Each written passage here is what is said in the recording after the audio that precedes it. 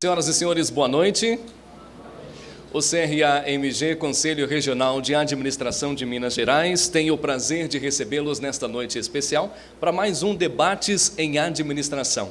Informamos que este evento está sendo transmitido ao vivo em nosso site, com o apoio da equipe do Conselho Regional de Administração do Rio de Janeiro. Solicitamos preencher a ficha de avaliação que está no kit que receberam e entregar à nossa equipe no final do evento. Para dar as boas-vindas, convidamos a presidente do CRA-MG, a administradora Sônia Ferreira Ferraz.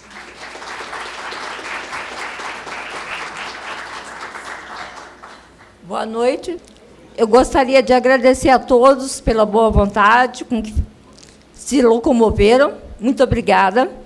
E gostaria de dar o meu querido boa noite a todos. Sejam bem-vindos. É um prazer para o CRA-MG recebê-los aqui. Boa noite. Eu gostaria de, nesse momento, como eu tenho o costume, de honrar ao Deus a quem amo e a quem eu sirvo, de buscar na palavra dele um versículo para inspiração nossa e nossa meditação nessa noite. Amo ao Senhor porque Ele me atende e supre as minhas necessidades. Salmo 111, versículo 1. O Senhor tem sido maravilhoso conosco.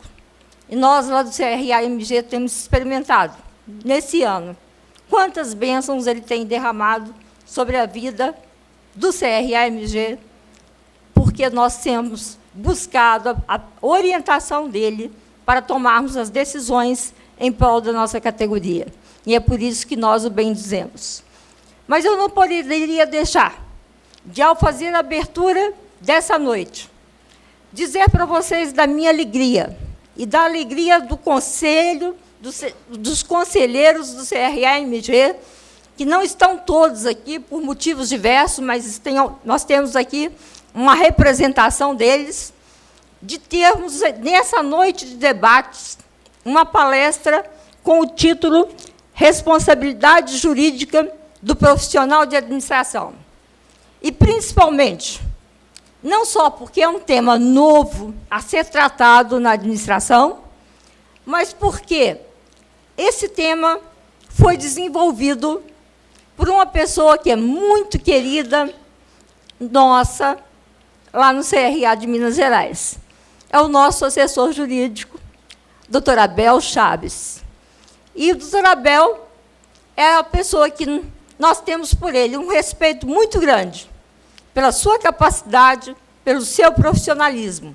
E nós temos certeza que, nessa noite, ele vai nos brindar com todo o seu conhecimento, toda a sua dedicação, toda a sua capacidade de pesquisa, né, com uma palestra que vai nos surpreender e que vai nos enriquecer e vai nos fazer ver, de uma forma diferente, a administração de um ponto de vista da responsabilidade jurídica desse profissional de administração.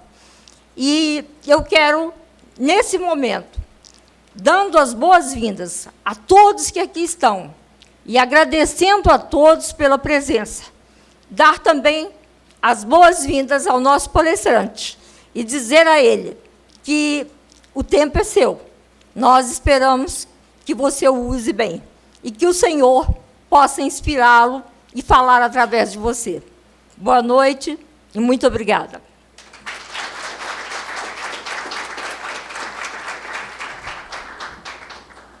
Para brilhantarmos a noite, temos a honra, então, de receber com a palestra Responsabilidade Jurídica do Profissional de Administração, o advogado Abel Chaves Júnior.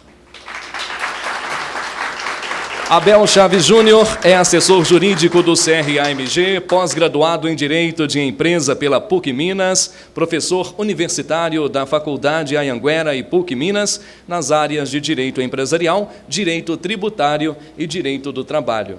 Convidamos, portanto, o Dr. Abel Chaves Júnior para dar início à palestra. Boa noite. Muito obrigado. Quero, primeiramente, cumprimentar a presidente do Conselho Regional de Administração, a administradora Sônia Ferreira Ferraz. E, depois dessa abertura, né, gente, não tem como não ficar emocionado, né? Muito obrigado. O prazer é meu em trabalhar no Conselho Regional de Administração. Eu quero também cumprimentar os conselheiros que estão aqui, e eu queria, à medida do que eu for falando o nome, que eles se levantassem para vocês conhecê-los e a gente dar uma salva de palmas para eles. Então, eu quero cumprimentar o conselheiro Geru, administrador Geru, a administradora conselheira Célia, o administrador Heloísio, na pessoa de quem eu quero também cumprimentar todos os outros conselheiros que, por algum motivo, não puderam comparecer ao evento, né? Quero também cumprimentar a todos os administradores que estão aqui presentes, quero cumprimentar também todos os amigos que vieram, muito obrigado pela presença, quero cumprimentar os integrantes do Conselho Regional de Administração, meus amigos do jurídico, inclusive, do marketing também, que estão aqui. Quero cumprimentar meus alunos de Direito da Faculdade Anhanguera, que também estão aqui. Quero cumprimentar, acho que eu cumprimentei todos, quero cumprimentar... Isso, da fiscal do CRA, todos que estão aqui também, né? Quero cumprimentar o pessoal do meu escritório, né? Doutora Fernanda, doutor Sérgio, os 2 estagiários também que estão aqui. E quero, por fim, cumprimentar também e homenagear a minha mãe, que veio me prestigiar. Muito obrigado pela presença. Gente, esse trabalho ele decorre realmente de uma pesquisa, de um tempo de trabalho, onde que eu vou tentar aqui fazer a junção de 2 ciências, a ciência da administração e a ciência do direito, né? Então, vou fazer essa junção entre 2 ciências que são tão importantes para a nossa sociedade, né? Esse trabalho, então, a primeira parte, nós vamos ver a responsabilidade técnica do administrador de empresa.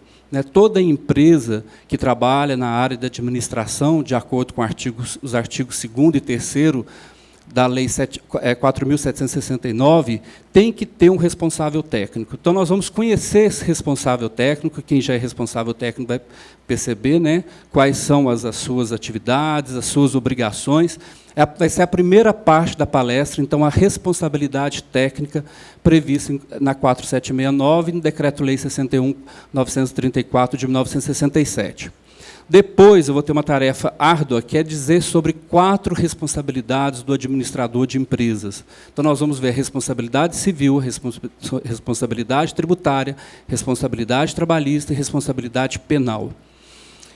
De antemão, eu também quero dizer que muita coisa mudou depois do Código de 2002. Muita coisa mudou na nossa legislação brasileira e me dá a impressão, por trabalhar também lá no Conselho Regional de Administração, que os administradores muitas vezes não sabem dessa importância, do tamanho da importância da sua atividade. E isso não foi à toa, isso decorre de diversos entendimentos. O Brasil está adotando, de alguma forma, uma teoria alemã. Lá, o que acontece? O administrador ele tem muito mais responsabilidade do que no Brasil, porque a desconsideração da personalidade jurídica na Alemanha é muito fácil de acontecer. Por quê? Para que o administrador não se esconda atrás da empresa, para que os sócios não se escondam atrás da empresa, ou seja, para que a empresa, para que ela não possa, de alguma forma, praticar ilicitudes e o administrador ficar escondido sem, de alguma forma, pagar. A nossa legislação ela vem nesse sentido, ela vem caminhando nesse sentido, cada vez mais atribuir responsabilidade ao administrador da empresa. E é nisso, de alguma forma, que nós vamos trabalhar aqui hoje, né? Vamos, então, começar. O nome da palestra é Responsabilidade Jurídica do Profissional de Administração, e a primeira parte nós vamos ver sobre a responsabilidade, então, do técnico de administração. De alguma forma, nós vamos conceituar responsabilidade no dicionário como a obrigação de responder pelas ações próprias ou dos outros, caráter ou estado do que é responsável. E Responsável, também de acordo com o dicionário, é aquele que tem condições morais e ou materiais de assumir compromisso. De antemão, então, nós já vamos ver que, pelo conceito de responsabilidade, assumir uma responsabilidade é assumir um compromisso e responder por esse compromisso. Isso nós já vamos ver no próprio conceito de responsabilidade. E como é que fica a responsabilidade profissional?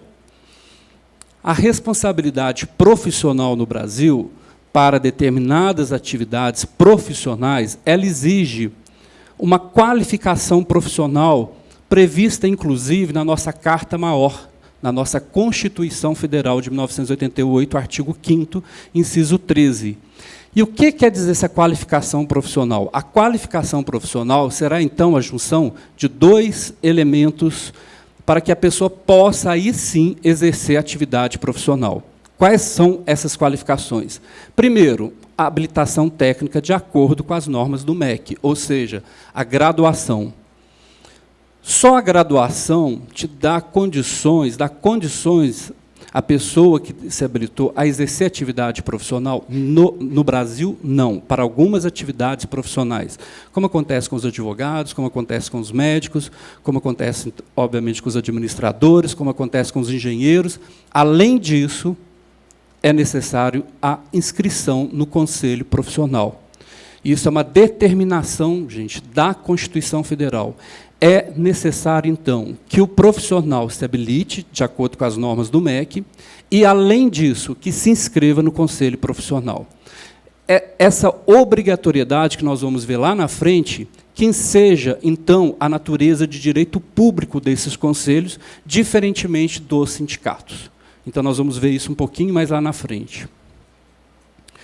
E o responsável técnico, qual que é a origem do responsável técnico? Vai ser no Decreto Federal 61.934, de 1967, no artigo 12. É aqui que tem a origem, então, desse responsável técnico. Olha só o que o artigo 12 estabelece. As sociedades de prestação de serviços profissionais mencionadas neste regulamento só poderão se constituir ou funcionar sob a responsabilidade de técnico de administração devidamente registrado e no pleno gozo de seus direitos sociais. Então, toda empresa que trabalha com administração nas áreas, nos campos da administração, tem que ter um responsável técnico. Porque, muitas vezes, os sócios não são administradores e querem exercer a administração. Precisam, então, contratar esse responsável técnico.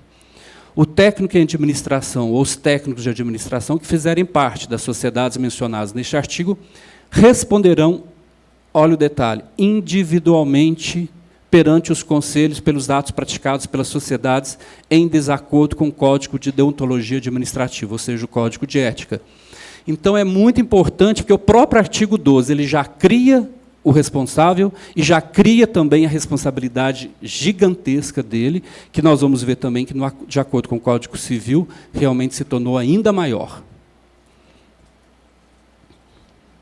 Então, essa minha apresentação, ela traz essa reflexão. Como que é hoje essa responsabilidade profissional individual, né? Nesse cenário brasileiro, o Brasil caminhando cada dia mais para um real Estado democrático de direito, e não só aquele Estado democrático de direito previsto na Constituição Federal, mas tornando-se isso algo vivo, algo real.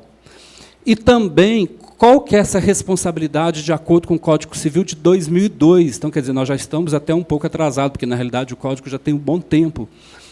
Então, essa responsabilidade, como que ela é? Como que ela se coaduna, então, com o atual Estado brasileiro, com o cenário brasileiro? É isso que nós vamos trazer aqui para refletir. Como que fica a responsabilidade técnica de acordo, então, com a legislação brasileira? Porque, de alguma forma, eu estava até discutindo isso com a fiscalização, com o Gilmar, de alguma forma, é muito importante que a gente pense que o Código Civil ele até revogou, em parte, essa legislação, porque ele atribuiu uma responsabilidade muito maior do que a própria legislação do sistema CFA-CRAs atribui ao responsável técnico. Nós vamos ver por quê. Então, qual que é o objetivo desse responsável técnico? O Instituto da Responsabilidade Técnica nos dias atuais é garantir a melhor atuação profissional com o cumprimento do contrato de prestação de serviço, ou seja, observar o contrato de prestação de serviço, ser fiel ao contrato de prestação de serviço, ter boa-fé. Nós, do direito, sabemos muito bem essa palavra, tanto que é importante ter boa-fé, né? Dar palavra e cumprir com a sua palavra, né? Inclusive por meio de um contrato escrito de prestação de serviço. Dever de responder pelos atos profissionais. É muito importante o responsável técnico saber o que ele está fazendo, porque ele vai responder, como nós vamos ver. Propugnar pelo desenvolvimento da sociedade por meio da valorização social do trabalho, de acordo com a ordem constitucional. Os meus alunos sabem muito bem que o legislador constituinte de 1988, ao criar o Estado Democrático de Direito, depois de uma era longa da ditadura, terrível, né, o legislador teve em mente duas formas para valorizar a sociedade brasileira. Ele encontrou duas maneiras para fazer com que a sociedade evolua. Quais são essas duas maneiras? Pela educação e pelo trabalho. Então, todo brasileiro que trabalha hoje ajuda a esse progresso, a trazer esse progresso para o Brasil. O trabalho foi uma forma escolhida pelo legislador para que a sociedade progrida, para que o Brasil possa se desenvolver por meio da educação e por meio do trabalho. Então, o trabalho passou a ter, para o legislador, a partir de 1988, um valor muito grande.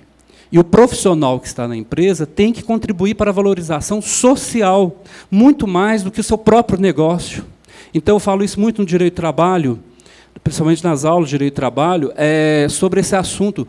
Hoje é muito importante a figura do empregado na empresa, porque o empregador ele tem que olhar para o empregado e falar assim, além de eu te pagar o salário, além de você vir aqui trabalhar, eu tenho que te ajudar a desenvolver como pessoa. É isso que o legislador quis. Então, não é o Abel que está falando, não somos nós, operadores do direito, é a lei que está falando. É por meio do trabalho que eu tenho que trazer o desenvolvimento da pessoa humana. Seja ele um simples caixa de supermercado, seja ele um grande executivo, todos nós temos que ter essa preocupação. Além de dar o trabalho, além de contribuir, sim, ele tem que propiciar um espaço para que a pessoa desenvolva como pessoa. Isso foi o legislador que escolheu. E é óbvio que o empregado também tem que dar a sua participação. Sem sombra de dúvida, a CLT dá lá as condições quando o empregado não está agindo corretamente, tem as penas, tem as penalizações, tem tudo certinho. Mas nós temos que ter isso em mente. E o trabalho, então, é uma forma de desenvolver a sociedade. Isso está na Constituição Federal, a nossa lei maior, a nossa lei fundamental. Então, o responsável técnico, assim como o administrador, é o guardião e garantidor da boa qualidade dos serviços prestados pela empresa em prol da ciência da administração. É óbvio que, se ele trabalhar bem, ele está valorizando a ciência da administração, com toda certeza. Ele também está valorizando o sistema CFA-CRAs, que é tão importante para a sociedade. Daqui a pouco eu vou falar um pouco sobre isso. E da empresa tomadora de serviço, aquela que toma o seu serviço, também é muito importante para que ele preste um serviço de qualidade. E, de alguma forma, também para a sociedade, para o país. É muito importante, então, que esse trabalho seja executado de forma séria, ética e de acordo com os princípios legais. Então, como eu falei, ele deve observar os princípios e preceitos do Código de Ética Profissional, do administrador e da legislação vigente. Esse é um dos objetivos também. Então, ele deve seguir toda a legislação do CFA. E a legislação do CFA, que trata do responsável técnico propriamente dito, é a Resolução Normativa 337 de 2006. Além disso, ele deve, obviamente, observar a Lei 4769, de 65, o Decreto Federal 61.934, a 4769 é a lei que criou a profissão de administração, o Decreto Federal regulamentou, e também deve observar as resoluções do sistema CFA-CRAs. Então, eu trouxe aqui as primordiais. Resolução normativa CFA 337, que trata do responsável técnico, 390, que trata da questão do registro nos conselhos regionais, a 393, que trata do Código de Ética, que é de suma importância para o exercício da atividade profissional, a 436, que trata das anuidades, multas e taxas, e, além disso, obviamente, que ele tem que observar toda a legislação brasileira, o Código Civil, a CLT, o Código de Defesa do Consumidor, o CTN, o Código Penal, a Lei de Licitações. Né? Então, é muito importante que ele observe toda essa legislação, para que possa exercer a sua atividade sem ter nenhum tipo de problema. E quem é esse responsável técnico? Quem pode ser responsável técnico de acordo com a legislação atual do sistema CFA-CRA, de acordo com a Resolução Normativa 337? O proprietário ou sócio da empresa, ele pode ser um administrador, então ele pode exercer, né, como responsável técnico. E também ele pode ser sócio responsável técnico também, sem problema algum. Quem mais pode ser responsável técnico? O empregado efetivo do quadro de pessoal. Então, ele pode ser um empregado da empresa. A empresa quis assinar a carteira dele. Como vocês sabem, no direito do trabalho, para ser empregado, há necessidade de que estejam presentes 4 elementos: a pessoalidade, a onerosidade, a não subordinação e a não eventualidade. A presença desses 4 elementos enseja, então, o vínculo empregatício. Né? É isso que separa o empregado do empregado liberal, do empregado autônomo. A presença dos 4 elementos, de acordo com os artigos 2º e 3º da Consolidação das Leis do Trabalho. É muito importante que se observe isso. Além disso, quem pode ser o responsável técnico? Ele pode ser um autônomo, e como autônomo, ele pode ser um profissional liberal, e ele pode ser também o administrador, procurador, criado pelo Código Civil de 2002. Então, a empresa pode tanto contratar um responsável técnico, que pode ser um administrador, como pode ser também um tecnólogo. Não tem problema nenhum ser um tecnólogo. A única questão da diferença de administrador e de tecnólogo é que o administrador, além de responsável técnico, ele pode gerir toda a empresa. Já o responsável técnico, ele já vai ser específico, já o tecnólogo vai ser específico em determinada área. Por exemplo, pode ser um tecnólogo de RH. Então, se a empresa trabalha com RH, então ele vai poder trabalhar apenas naquela área. Se a empresa trabalha em outras áreas, ele vai poder atuar apenas nessa área de relações de RH. Ou também, por exemplo, em outros campos da administração, como administração financeira, como marketing e assim por diante. Agora, se ele for um administrador, aí ele pode exercer o cargo de responsável técnico e, além disso, ser o administrador da empresa, com outras atribuições, além dessas que nós estamos vendo e que nós vamos ver daqui a pouco. Quais são os requisitos? Formação e administração ou curso tecnólogo, né, pode ser um tecnólogo. O registro no CRA na sua área de atuação e em todas as quais exercer as atividades no campo da administração e possuir a carteira de identidade profissional. Esses são os requisitos para ser responsável técnico. E as obrigações? Verificar se a prestação de serviço junto aos tomadores está compatível com os respectivos contratos. Obviamente, se a empresa está prestando serviço de qualidade.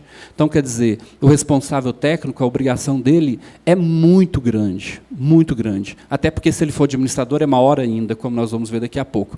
Mas ele tem que estar ali verificando se os contratos estão todos sendo observados. Essas cláusulas estão sendo observadas, até porque ele pode responder perante o Conselho Regional de Administração. Além disso, analisar e verificar junto ao CRA a documentação necessária para os processos licitatórios, tais como acervo técnico, certidões, atestados de tomadores de serviço. Então, a participação do responsável técnico em processo licitatório também é muito grande, porque ele precisa apresentar essas certidões do serviço que a empresa presta, ou já prestou, comprovar os serviços que a empresa já prestou. Então, quer dizer, ser de forma ética.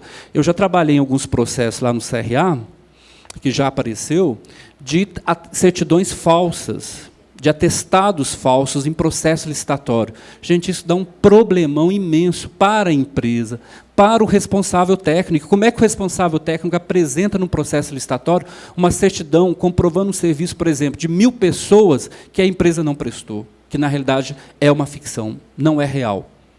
Então, o que nos cabe, no caso desse, por exemplo, no setor jurídico? Fazer uma representação criminal, inclusive contra o responsável técnico. A empresa também será punida. E essa representação criminal, por causa da natureza jurídica do CRA, que eu vou falar daqui a pouco, ela é feita perante a Polícia Federal. Então, às vezes, nem a pessoa que falsificou sabe, né, do problemão que ela pode ter arrumado para ela e para a empresa. Então, por isso que é muito importante analisar essas questões. O que mais que o responsável técnico faz? Comunicar ao CRA quaisquer violações, porventura, praticadas pela empresa em razão do serviço de administração por ela prestados, até porque o nome dele está no meio. Então, ele tem que informar o CRA. A comunicação com o CRA tem que ser em mão dupla. Ele avisa o CRA, o CRA toma as devidas atitudes, toma os procedimentos próprios, inclusive levando o assunto para a assessoria jurídica. Então, é muito importante essa comunicação em via dupla do responsável técnico, tanto para informar e o CRA também tomar as suas atitudes, né? Tomar os procedimentos correlatos. Representar a empresa junto ao CRA, como eu acabei de falar. O que mais? Assinar, avisar, citar o número do seu registro profissional no CRA em todos os documentos produzidos em consequência das suas atividades como administrador e responsável técnico. Quer dizer, olha para vocês verem a importância desse responsável técnico. Todos os documentos da empresa que forem apresentados no CRA vão estar assinados por ele. E aí vem essa pergunta, e se houver a falsificação de algum documento? E isso, de vez em quando, aparece na minha mesa, infelizmente. Temos que tomar as atitudes, inclusive contra o responsável técnico. E se ele não fez, mas por que ele assinou? Né? Então, a importância é muito grande, porque pode realmente dar algum problema, se caso o CRA ficar sabendo e deve ficar sabendo. Informar e encaminhar documento ao CRA que comprove qualquer alteração da sua condição de responsável técnico no prazo de 30 dias, a contar da data de ocorrência do fato sob pena de enquadramento do Código de Ética.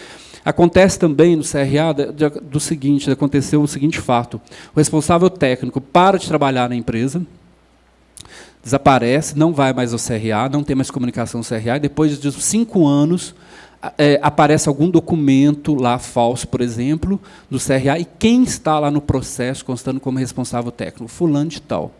O que o CRA vai fazer? Vai atrás dessa pessoa. O CRA vai notificá-lo, intimá-lo, para que ele vá responder sobre o problema que foi encontrado.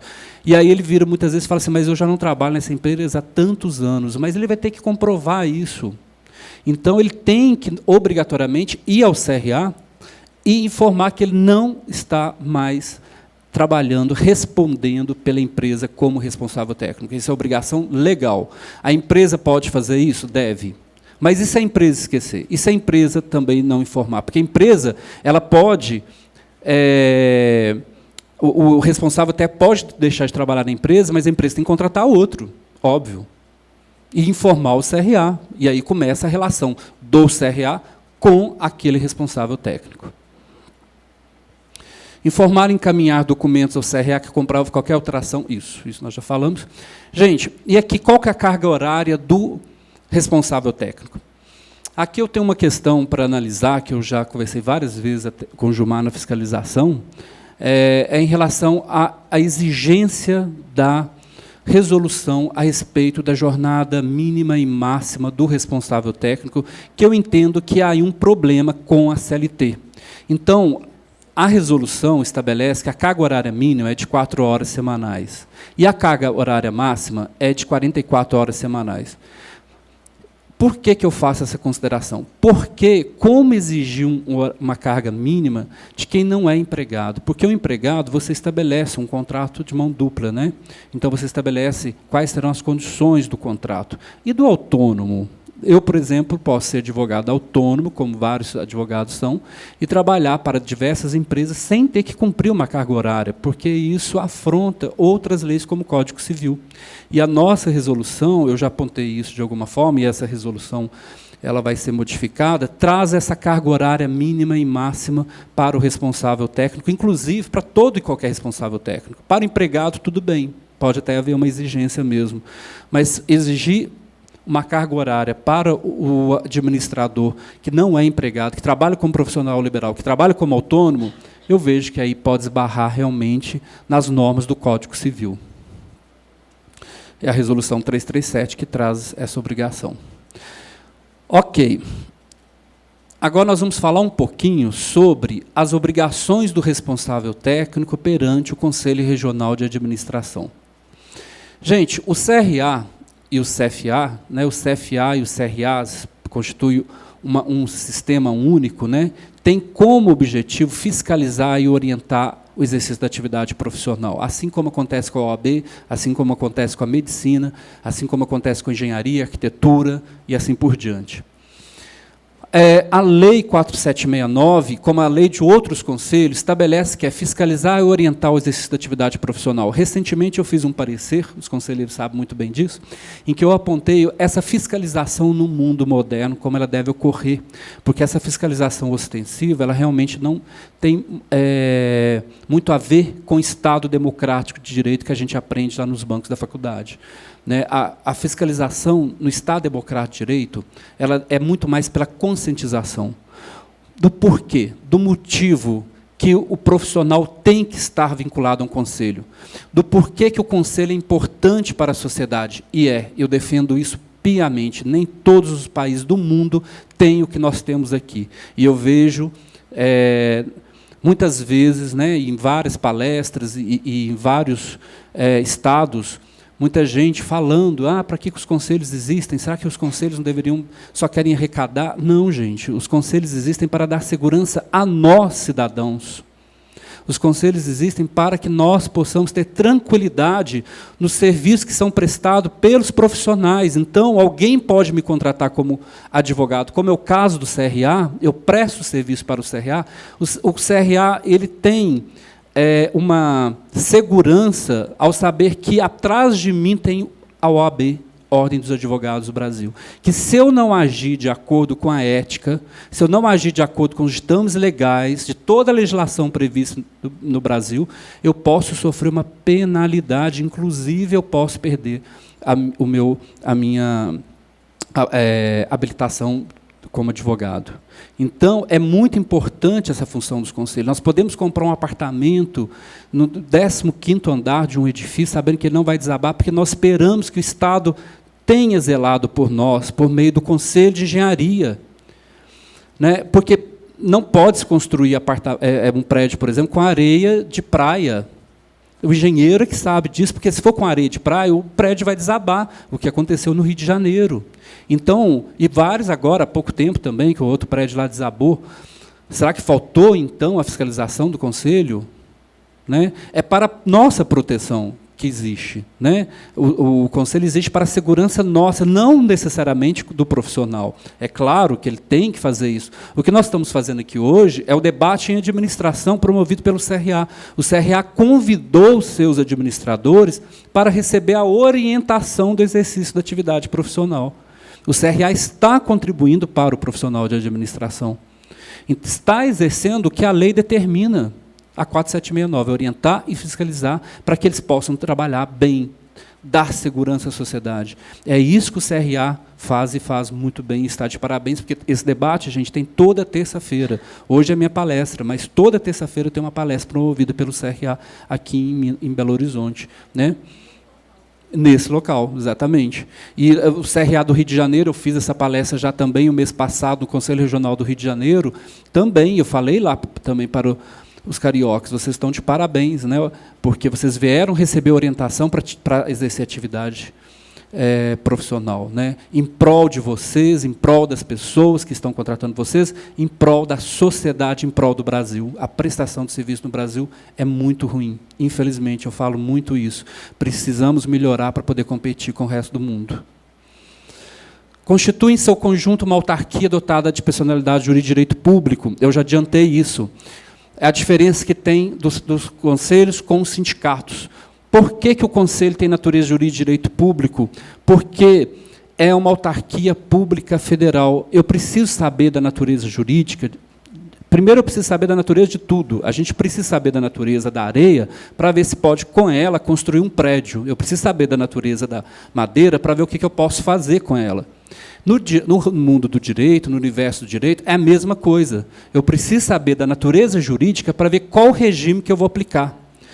Se for de direito privado, eu aplico o regime de direito privado. Se for de direito público, eu aplico o regime de direito público. Houve muita controvérsia a respeito dessa natureza jurídica dos conselhos profissionais no Brasil durante anos. Eu acompanho isso há mais ou menos 10 anos. Hoje já está bem pacífica a jurisprudência, inclusive do Supremo Tribunal Federal. Os conselhos têm natureza jurídica de direito público. Por quê? Porque prestam serviço para a sociedade. Todos os conselhos. E não necessariamente para os profissionais. Daí a diferença com os sindicatos. Os sindicatos prestam serviço para os profissionais. Então, é o sindicato que tem que olhar realmente para os profissionais. Porque os conselhos têm que olhar para a coletividade, inclusive para os profissionais. Mas tem que olhar para a coletividade. Ou seja, você pode contratar um administrador para gerir a sua empresa, porque você sabe que o Estado está zelando por você, por meio daquele profissional. Já os sindicatos, ele tem natureza jurídica de direito privado. Ele pode, então, seguir todo o ordenamento de direito privado. Já os conselhos, não. E aí vem todo o problema de trabalhar lá, que é o nosso dia a dia, que são os pedidos dos meus pareceres constantemente. Né? Pode contratar isso, pode contratar aquilo. Por quê? Como é natureza jurídica de direito público, natureza jurídica de direito público, a contratação só se dá mediante concurso público, com exceção dos cargos de confiança. A compra de bens e serviços se dá mediante processo licitatório, os contratos são administrativos, todo o ordenamento de direito público que muitas vezes engessa, mas engessa para quê? Não é à toa, não, para que o gasto público seja bem feito, para que seja bem orientado, para que não tenha ilicitude e tenha realmente um excesso, né? Para que o administrador público tenha consciência de que aquele gasto tem que ser feito daquela maneira e que não haja corrupção. Então, esse é o objetivo do direito público. Então, o regime do Conselho é de direito público, não é voltado necessariamente para o administrador, é voltado para nós, para a sociedade. Gente, é isso que acontece com todos os conselhos. A OAB, ela me fiscaliza em benefício de quem me contrata como advogado. Mesmo acontece com os médicos. O Conselho Regional de Medicina, ela fiscaliza os médicos em prol da sociedade. Engenharia, a mesma coisa. Psicologia, a mesma coisa. Arquitetura, a mesma coisa. É assim que funciona esse esquema.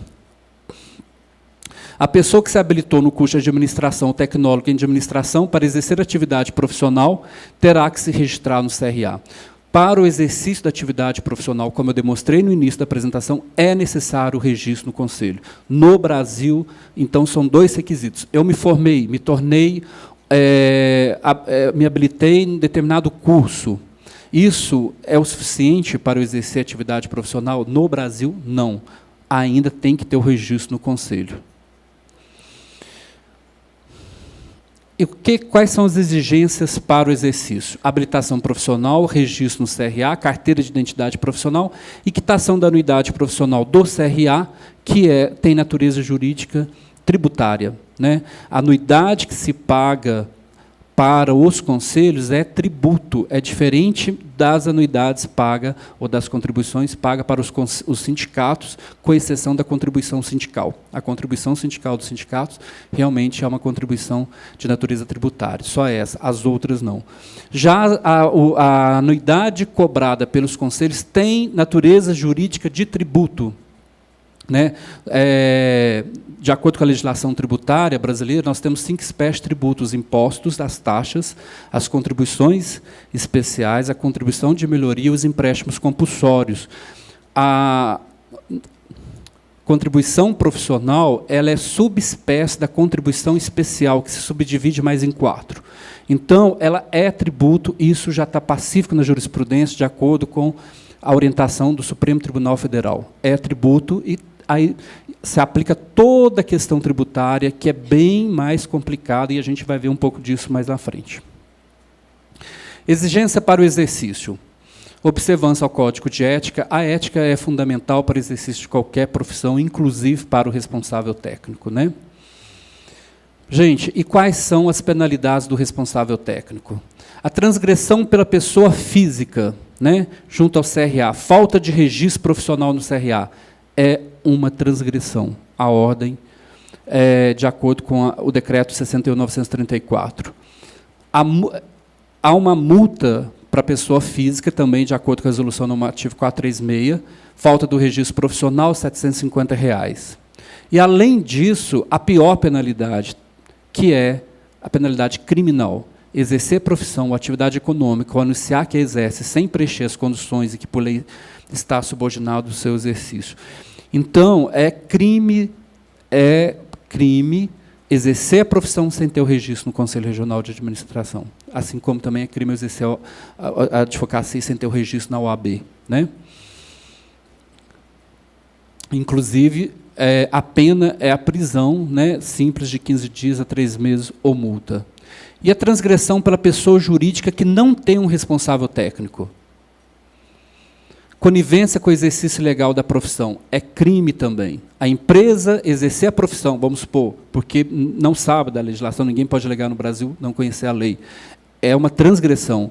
A empresa, o responsável técnico saiu da empresa e ela esqueceu de colocar um outro, também é conivência do exercício legal da profissão. E qual que são as multas para a pessoa jurídica? Falta do administrador responsável técnico, a multa de R$ 1.497. Reincidência da mesma infração, praticada dentro do prazo de 5 anos após a primeira. O valor de cima é dobrado. Conivência com o exercício legal, a empresa pode ser multada em R$ 2.499. Então, é uma multa pecuniária, se caso a empresa não contratar um responsável técnico. E qual a penalidade da pessoa jurídica? Gente, é o cancelamento do registro. Se a empresa não tiver um responsável técnico, o CRA pode cancelar o exercício da atividade profissional e aí a situação complica mais ainda. Então, é preciso muita observância disso, e para cancelar o registro, é necessário que haja reincidência da mesma infração praticada dentro do prazo de 5 anos após a primeira. Ok, gente, essa primeira parte é a parte do responsável técnico. A partir de agora, eu vou falar do administrador de uma forma geral. Esse responsável técnico que eu acabei de falar, ele pode ser administrador. Ele pode administrar a empresa como um todo, está sujeito a essas obrigações que nós vamos ver agora, como ele pode também, como administrador, ser o responsável técnico. E a empresa pode também contratar só o responsável técnico. E aí ele não vai ter essas obrigações como administrador geral da empresa, né? E quais são essas obrigações gerais? O que muda de acordo com o Código Civil de 2002? Gente, o que nós vamos ver aqui agora é que a tendência da legislação brasileira é seguir realmente a tendência da legislação alemã, no sentido de que cada dia mais haverá a desconsideração da personalidade jurídica e, aí sim, a atribuição de responsabilidade individual ao gestor, ao administrador da empresa. A tendência da nossa legislação cada vez é essa. Cada vez é atribuir ao administrador da empresa a responsabilidade pelo exercício da atividade profissional, inclusive da própria empresa. Então, a legislação está caminhando nesse sentido, e o Código de 2002 já vai trazer isso, como nós vamos ver aqui agora. Eu vou falar da responsabilidade do administrador da sociedade limitada. A sociedade limitada é aquela que tem as características que nós chamamos no direito da factus societatis e do intuito personae. O que quer dizer isso? Quer dizer que são aquelas sociedades em que eu conheço os meus sócios, eu escolho os meus sócios e eu confio nos meus sócios. Então, são sociedades de pessoas, normalmente. Então, essas são sociedades limitadas. E essas sociedades limitadas hoje no Brasil, por que nós vamos falar delas? Elas correspondem a quase 90% das empresas. Então, é sobre essa sociedade que nós vamos falar. E a administração da sociedade limitada? A administração, de acordo com a lei, caberá a uma ou mais pessoas designadas no contrato social ou em ato separado. Então, várias pessoas podem administrar a empresa, ou isso está previsto no contrato social desde a sua constituição, ou em alterações subsequentes, ou pode estar num ato separado, um instrumento qualquer, feito pelos sócios, assinado pelo administrador, se caso ele for contratado. O próprio sócio também pode ser administrador num ato separado, como um termo aditivo, por exemplo. Isso é o artigo 1060 do Código Civil. Mas a administração ela poderá ser por sócios e também por não sócios.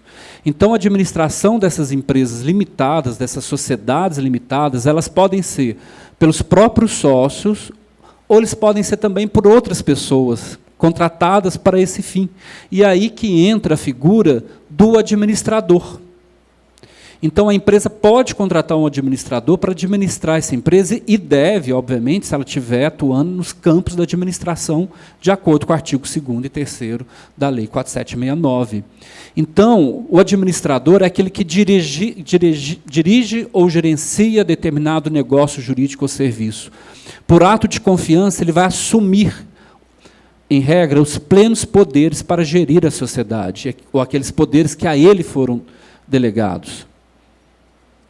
Não se confunde com o sócio, mas o sócio pode ser o administrador da sociedade. Então, a sociedade limitada ela pode ser administrada por próprio sócio, se não houver designação no contrato social, se houver omissão, a lei estabelece que todos os sócios são responsáveis pela administração, ou ela pode contratar um administrador para esse fim, para esse objetivo, para administrar, então, a sociedade. E quem que é esse administrador?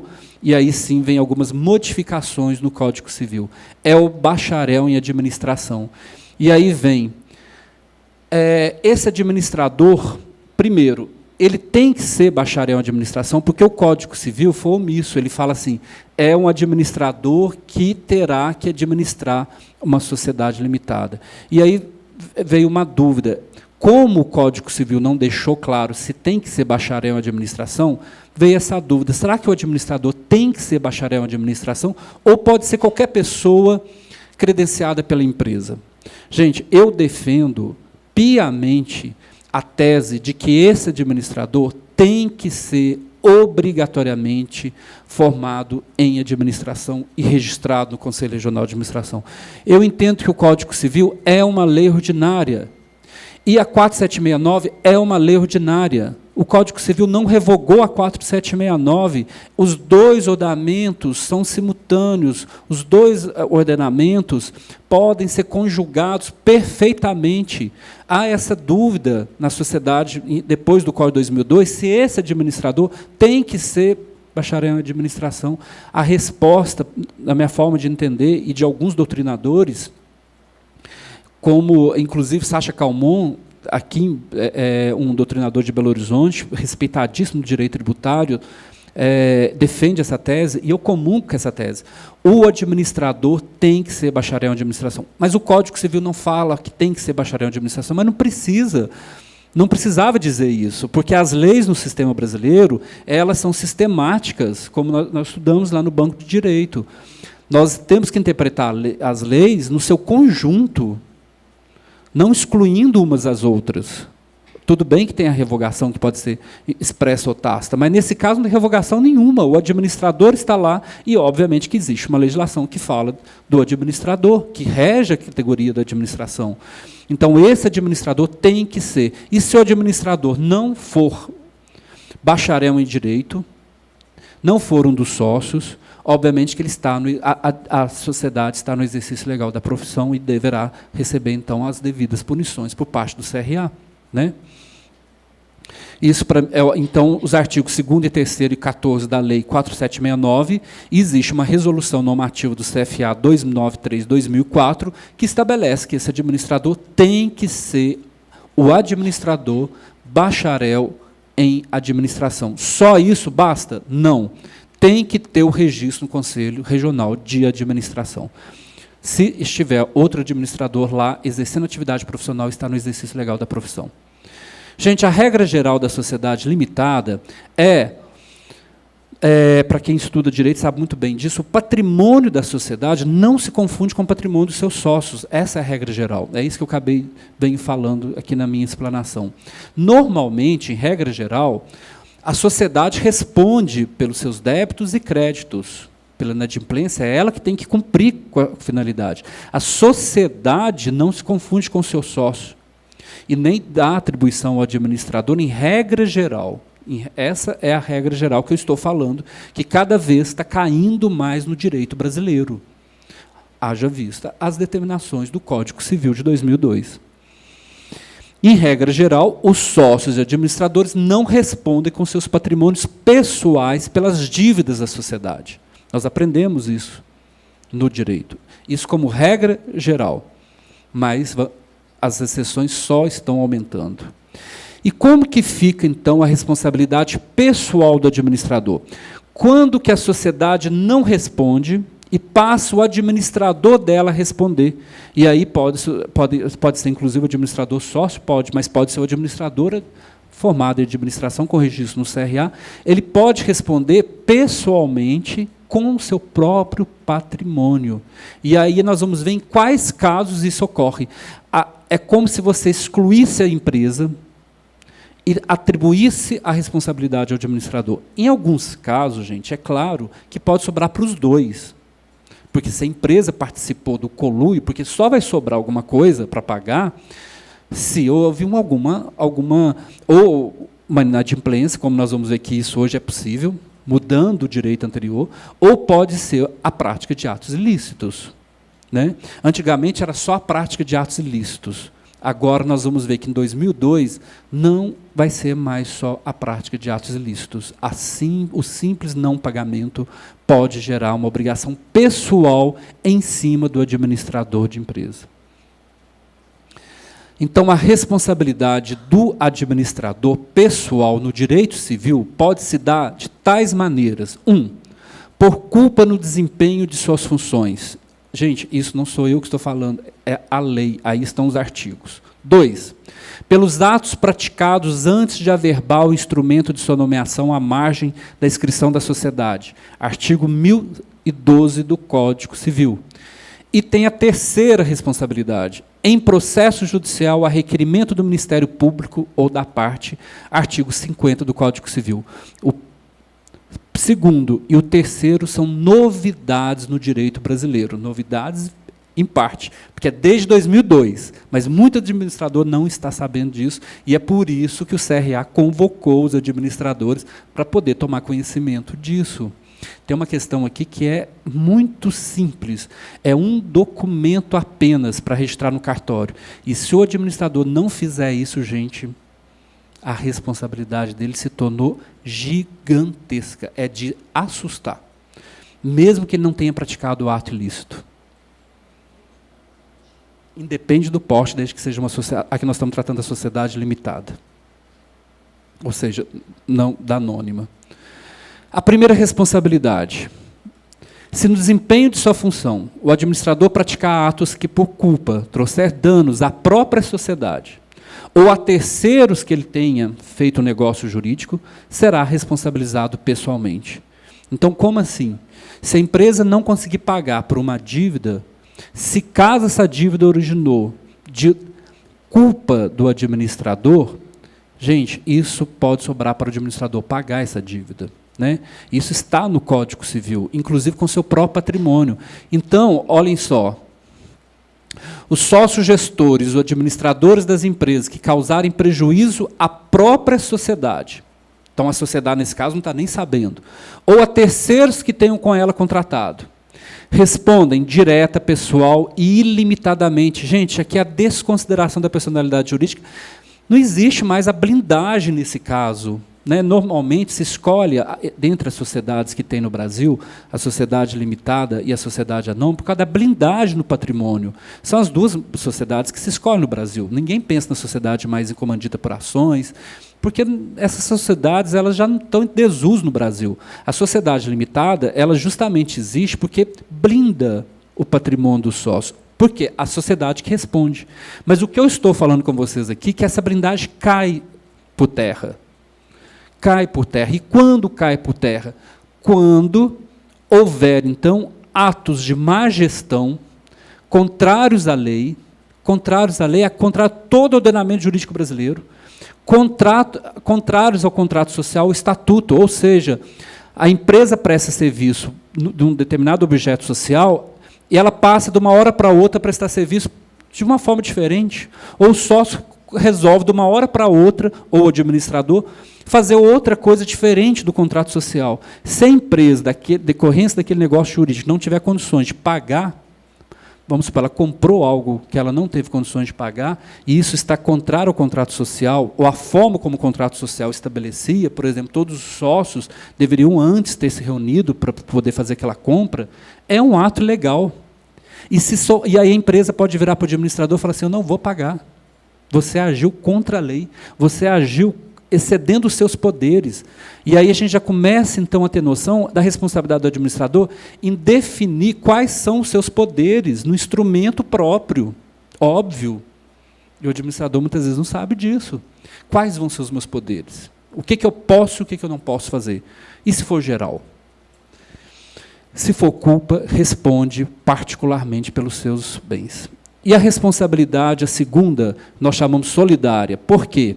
Se o administrador for nomeado em ato separado do contrato social, ele deverá pegar esse documento, um instrumento qualquer, e levar no registro, levar ao registro, para registrar no cartório esse instrumento de nomeação. Ele tem que pegar, então, o ato que o nomeou, os poderes estão ali naquele ato, pegar esse documento, ir ao cartório e registrar lá.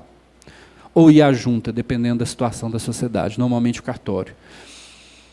E se não fizer, esse simples ato, olha só a importância, torna-se responsável solidariamente com a sociedade pelas obrigações decorrentes dos atos por ele praticados antes da verbação. Gente, um detalhe faz com que o administrador responda por tudo. Então, será que... E foi isso que eu fiz juntamente com o Álvaro, meu estagiário, pesquisa a respeito desse assunto em diversas jurisprudências do Brasil a partir de 2002. O simples não pagamento, a empresa não consegue pagar, pode, então, invadir o patrimônio do sócio e do administrador, se não houver essa averbação. A resposta, sim, pode. Olha a responsabilidade do administrador a partir de 2002. Pode, sim. E a terceira responsabilidade, a requerimento da parte do Ministério Público em processo judicial, quando houver abuso de personalidade jurídica, desvio de finalidade ou confusão patrimonial, as obrigações sejam, então, elas estendidas também aos administradores ou à pessoa jurídica. Em decorrência de um processo judicial qualquer. Vamos supor, a empresa fez um contrato com a outra empresa, essa empresa de administração, e a empresa não cumpriu com suas obrigações, não pagou. E isso foi parar na justiça. Se o juiz ou a parte, o próprio Ministério Público, desculpa aqui, gente, resolver desconsiderar a personalidade jurídica, se ele resolver por ele próprio, a requerimento da parte, ou a requerimento do Ministério Público, obviamente, por dois motivos que ele pode fazer isso. Desvio de finalidade, se o juiz constatar que ali houve um desvio de finalidade, ou se ele constatar que houve uma confusão patrimonial, ou seja, o patrimônio da sociedade se confundiu com o patrimônio dele, já não se consegue mais saber quem que é quem.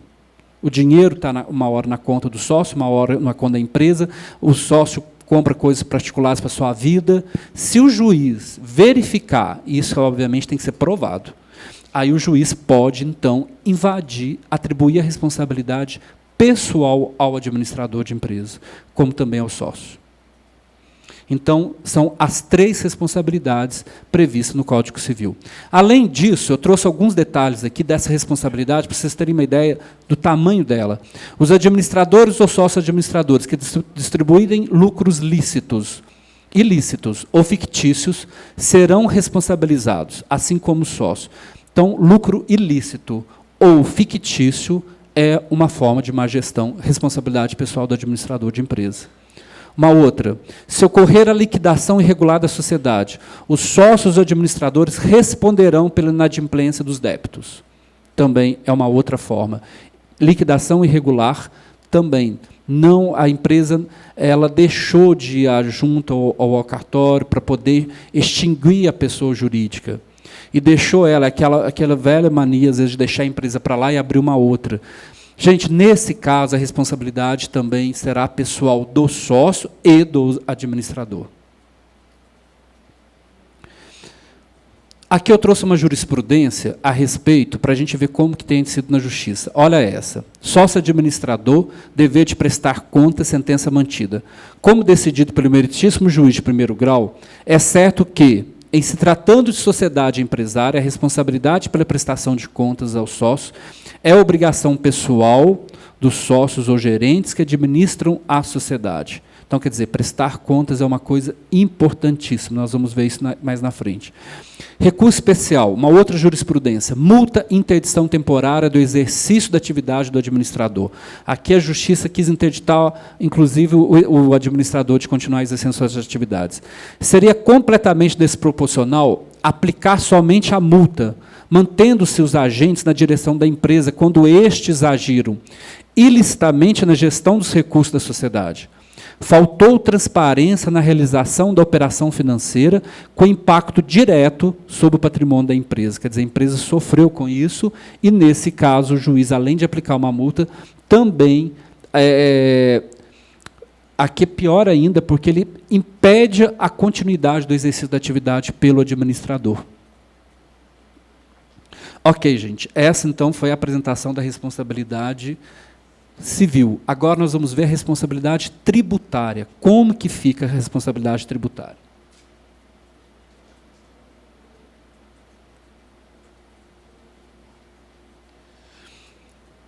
Primeira coisa que nós precisamos entender no direito tributário é que, normalmente, quem é o contribuinte, quem paga o tributo, é o contribuinte. Normalmente é o contribuinte que paga. É porque ele tem uma relação pessoal e direta com o fato gerador. Quando ele pratica um fato gerador, por exemplo, adquiriu rendas, ele paga o imposto de renda. Né? Ele tem um imóvel, ele paga o IPTU. É dessa forma que acontece na legislação tributária.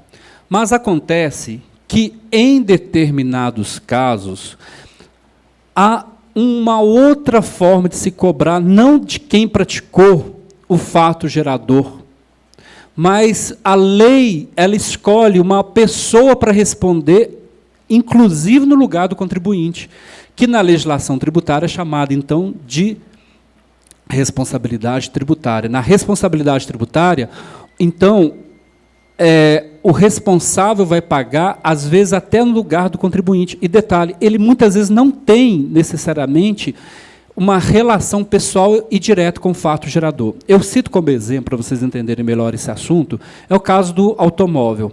Quando, vamos supor, você é dono é proprietário de um automóvel e tem o IPVA.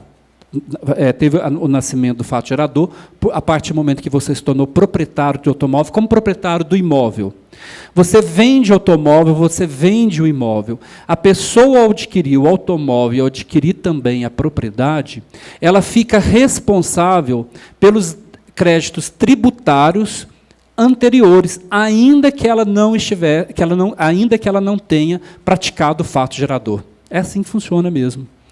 Quando você compra um imóvel, você fica responsável por todo o IPTU daquele imóvel dos anos anteriores.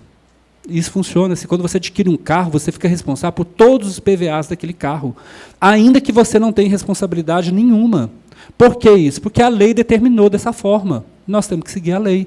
Então, existe no direito tributário a figura do contribuinte, que tem uma relação pessoal direta com o fato gerador, foi ele que praticou o fato gerador, e do responsável. Ele não praticou o fato gerador, ele não tem uma relação pessoal direta, mas é vinculado por causa da lei. A lei determina que ele seja o responsável. Nós vamos estudar isso quando a gente for estudar direito tributário, lá no 8º período. Então, a responsabilidade pessoal do administrador é que ela vai atribuir, então, ao responsável, a esse administrador, a responsabilidade pelo pagamento dos tributos, inclusive da empresa. Mas espera aí, então quer dizer que o administrador pode pagar os tributos que eram da empresa, ele pessoalmente, com o patrimônio dele, a Fazenda pode entrar, inclusive, com uma ação de execução fiscal contra o administrador e ir tentar pegar alguma coisa, seja na conta corrente, seja os bens patrimoniais, os imóveis, tudo pode acontecer sim. Mas em quais situações? É isso que nós vamos ver agora. Nessas situações, pode sim. Então vamos estudar isso agora.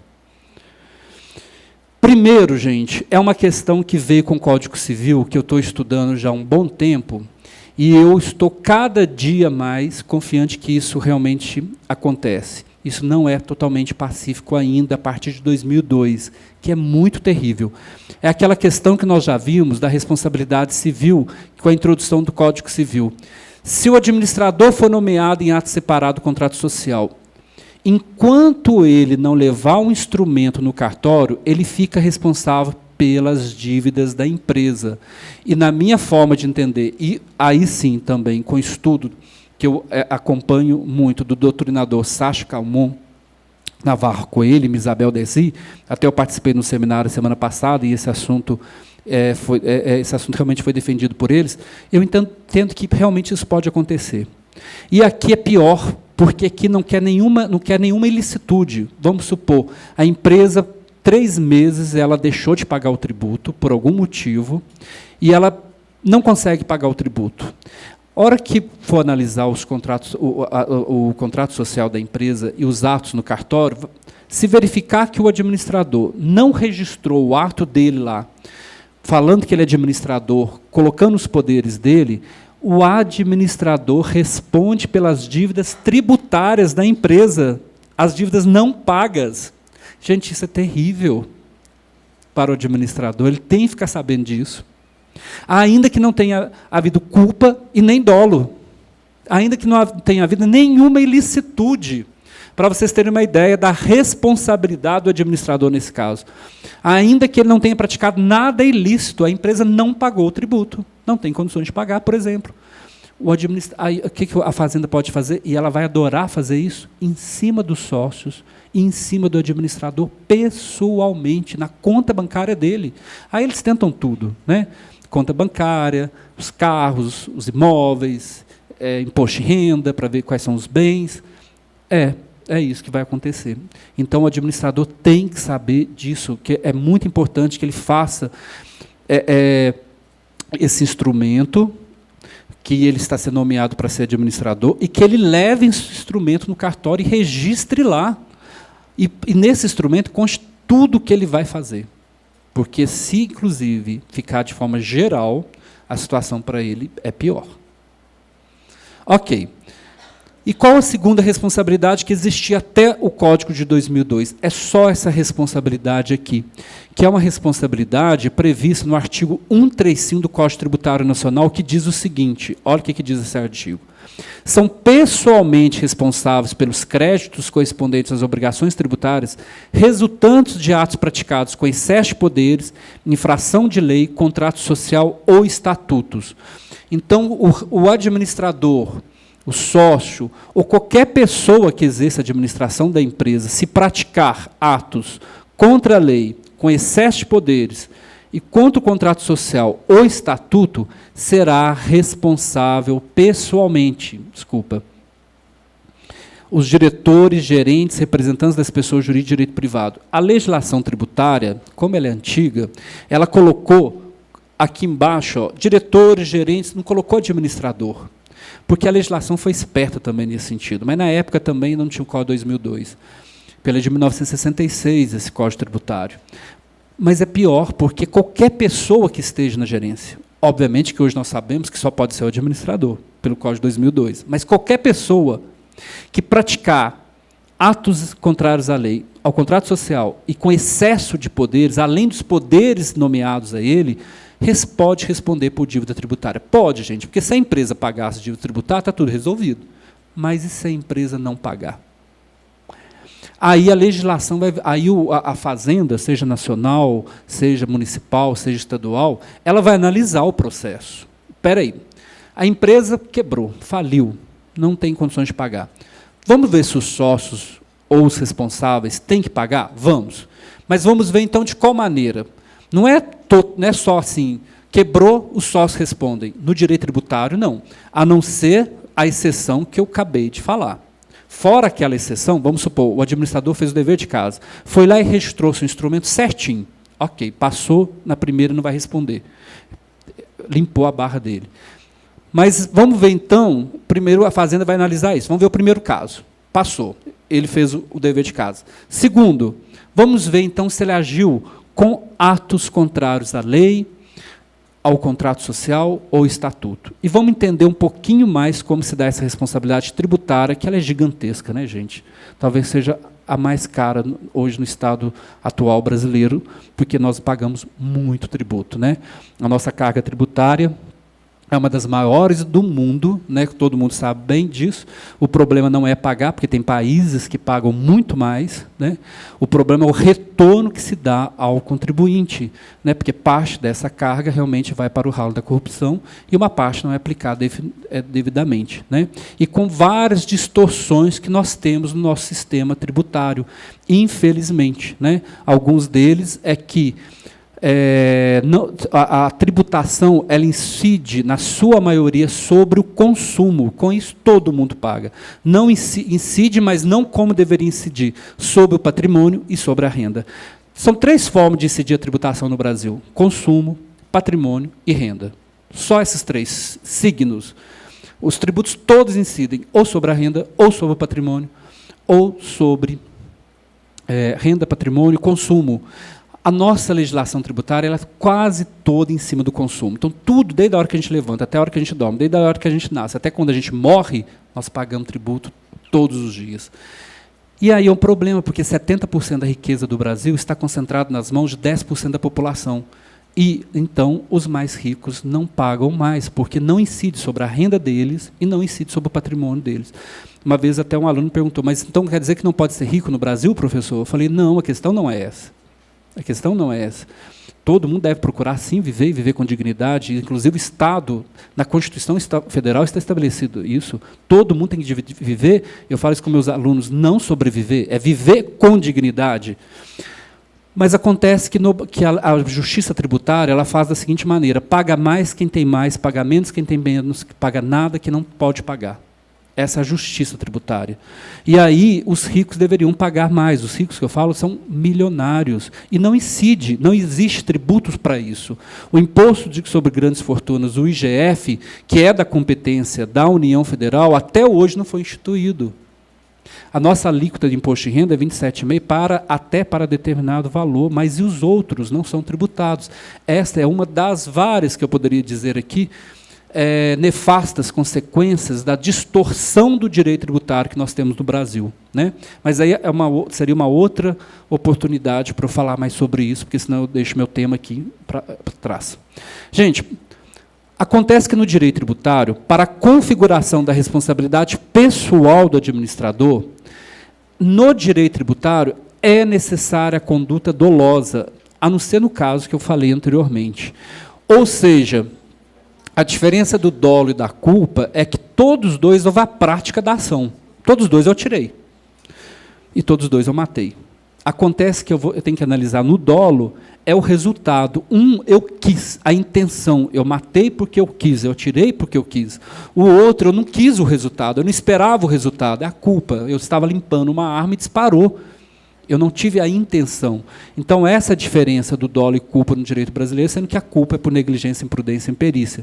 Mas no direito tributário, para que o administrador seja responsável, e esse administrador, como nós vimos no artigo 135 do Código Tributário Nacional, ele pode ser qualquer pessoa que exerça administração, pode ser um sócio, pode ser um contador, pode ser um advogado, que exerça a administração da empresa. É obviamente que eu estou falando isso porque o CTN escreveu isso. Mas como aqui representante do Conselho Regional de Administração, essa pessoa vai estar no exercício legal da profissão, porque tem que ser um administrador. Vocês há de convir comigo. Não, um advogado exercer a administração da sociedade. Não pode estar no exercício legal da profissão. Não pode. Tem que ser um administrador. Mas para a legislação tributária não vai estar nem aí para isso. Isso é direito civil e direito criminal. No direito tributário, sim, se for um advogado que exerceu a administração por algum motivo, a legislação tributária, ela contemplou qualquer administrador, qualquer gestor, desde que tenha agido com dolo. A gente vai estudar isso um pouquinho. O que é dolo no direito tributário? Então, o administrador, não poderá ser responsabilizado simplesmente por ser sócio ou por administrar a empresa. Não, a legislação tributária não elegeu apenas por administrar, você já vai ser responsável. A legislação tributária, ela exige a prática da autoria ou da participação no dolo, na prática daquelas ilicitudes que o próprio artigo 135 muito bem definiu. A gente vai ver daqui a pouquinho esses exemplos, para vocês verem isso na prática, como acontece. Então, gente, para a legislação tributária, o administrador, para ser responsável por prática de atos dolosos, a gente vai ver quais são esses atos dolosos daqui a pouco, ele pode ser o autor, ele pode ser o partícipe, ele pode ter participado, como ele pode ter feito, ou ele pode ter sido o mandante. Aqui a legislação foi ampla para poder pegar o quê? O laranja. Né? O laranja. Então, quem que é o autor que praticou esse crime? O autor é aquele que ele próprio fez. Ele próprio pegou o talonário de nota fiscal, tirou a primeira que vai para o fisco com valor e pegou as outras, que chama de calçamento, e colocou valores menores. Ele próprio. Então, ele pode ser responsável. Mas a legislação foi mais sábia. Além do autor, pode ser o partícipe. Ele auxiliou. Ele também participou. Mas pode ser mais ainda. E aí a legislação foi esperta, quis pegar os laranjas de alguma forma. Ele pode ter mandado. Se ficar provado que ele ordenou, autorizou a prática de um crime, faça você para eu poder me esquivar, para que a responsabilidade não caia sobre mim. Então, ele também pode, pela legislação tributária, ser responsável. Ele não tem necessariamente que ter só ele praticado. Ele pode ter mandado, ele pode ter participado. O conluio, ajuda. Né? E disso originou uma obrigação tributária não paga pela empresa, que aí realmente pode, gente, sobrar para ele. E quais são os atos dolosos, então, previstos no artigo 135? 1. Excesso de poderes. 2. Infração à lei. 3. Infração ao contrato social. Eu trouxe aqui para vocês os 3 exemplos. Excesso de poderes. Olha os exemplos. Prática de atos alheios aos fins das sociedades com consequências fiscais, porque tem que ter consequência fiscal, porque eu posso praticar uma ilicitude e ter uma consequência no cível. Aí a gente acabou de estudar isso. Mas aqui eu pratiquei um ato ilícito com consequências fiscais, gerou um pagamento de tributo que eu não quero pagar, né, de alguma forma, ou que a empresa não pagou. A sociedade é exclusivamente comercial, mas o administrador decide prestar serviços. Né? Então, é um exemplo de uma prática de excesso de poder. Ele toma atitude. Outro exemplo, o administrador decide fechar negócios não autorizados pelo contrato social. Ele exacerbou dos seus direitos. Né? Infração à lei, descumprimento da lei pela prática de ilícito com consequências fiscais. Por exemplo, importação de mercadorias com classificação errada mais vantajosa financeiramente. Outro exemplo, a venda de mercadoria antes de confeccionado o talonário de notas fiscais. Não pode. A lei determina que tem que ter o talonário fiscal primeiro, depois a comercialização. Ele fez o contrário, infração à lei. Prestação de serviço sem prévia autorização do funcionamento pelo órgão regulamentado. Também é um modelo de infração à lei. E o terceiro exemplo, infração do contrato social, o estatuto. Desrespeito a uma disposição expressa no instrumento que formalizou a sociedade, ou até o seu mandato. Né? Aquele instrumento que ele fez lá, levou lá no cartório, e que lá, esse instrumento tem todos os seus poderes. Olha só, alienação desautorizada do ativo fixo da sociedade. Ele resolve vender, de uma hora para outra, o ativo fixo da sociedade. Modificação do contrato social sem consentimento de todos os sócios com consequências fiscais. A modificação do contrato social originou, por exemplo, créditos tributários para o fisco e débito tributário para a empresa, e aí gerou um problema tributário. Obviamente que a empresa pode querer pagar, mas a empresa também pode virar para ele e falar assim, eu não vou pagar, você que fez. A empresa pode, pelo direito tributário brasileiro, fazer isso? A resposta, deve. A empresa, gente, se livra do pagamento. Se livra. Ela fica sem pagar. E passa a responsabilidade para o administrador. Então, aí realmente vem a consequência. O administrador ficará obrigado pessoalmente pelo pagamento do tributo, ficando a sociedade, seu patrimônio, livre de responsabilização. Poderia haver uma pergunta assim, e se foi com conluio da empresa? Vocês viram, isso pode acontecer, nesse caso, os dois pagam. A execução fiscal pode ser direcionada tanto para a empresa como para os sócios, e como para o administrador, os três. Mas se a empresa não tiver dinheiro, entra no patrimônio do sócio e no administrador. E pode ser só para o administrador? Pode, o fisco pode fazer isso. Ele pode pela lei. Não, eu vou procurar um advogado para que o advogado possa me defender, e aí eu vou falar que foi a empresa que fez. Gente, isso tudo requer provas. Isso tudo requer muitas provas. E hoje, qualquer tipo de prova admitida em direito, obviamente, é permitido. Então, e-mails hoje é completamente permitido. Em prova de direito, aceita completamente.